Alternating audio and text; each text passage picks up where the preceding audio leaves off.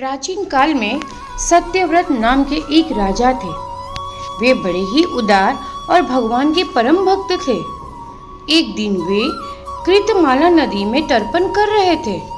उसी समय उनकी अंजलि में एक छोटी सी मछली आ गई। उसने अपनी रक्षा की पुकार की। उस मछली की बात सुनकर राजा उसे कमंडलू में अपने आश्रम ले आए।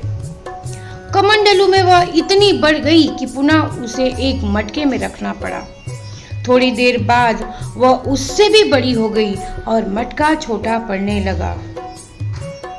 अंत में राजा सत्यव्रत हार मानकर उस मछली को समुद्र में छोड़ने गए। समुद्र में डालते समय मत्स्य ने राजा से कहा, राजन, समुद्र में बड़े बड़े मगर आदि रहते हैं, वे मुझे खा जाएंगे, इसलिए मुझे समुद्र में न छोड़े।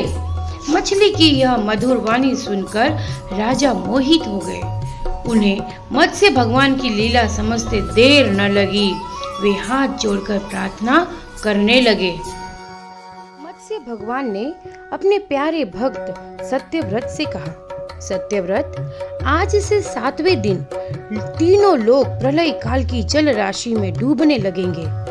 उस समय मेरी प्रेरणा से तुम्हारे पास एक बहुत बड़ी नौका आएगी। तुम सभी जीवों, पौधों और अन्नादि के बीजों को लेकर सप्तऋषियों के साथ उस पर बैठकर विचरण करना। जब तेज आंधी चलने के कारण नाव डगमगाने लगेगी, तब मैं इसी रूप में आकर तुम लोगों की रक्षा करूंगा। भगवान राजा से इतना कहकर अंतर्धान हो गए। अंत में वह समय आ पहुंचा। राजा सत्यव्रत के देखते ही देखते सारी पृथ्वी पानी में डूबने लगी। राजा ने भगवान की बात याद की। उन्होंने देखा कि नाव भी आ गई है।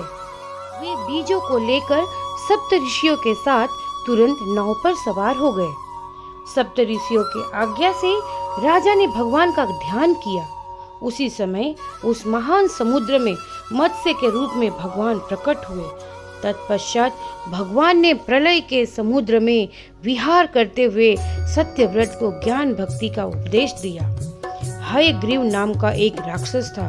वह ब्रह्मा के मुख से निकले हुए वेदों को चुराकर पाताल में छिपा हुआ था। भगवान मत्स्य ने हयग्रीव को मारकर वेदों का भी उद्धार किया। समस्त जगत के परम कारण मत्स्य भगवान को हम सब नमन करते हैं। और यह कहानी यहाँ पर समाप्त होती है। आगे की कहानी, आगे के अवतार की कहानी अगले वीडियो में। धन्यवाद। अगर कहानी पसंद आई हो तो मेरे चैनल को लाइक कीजिए, सब्सक्राइब कीजिए।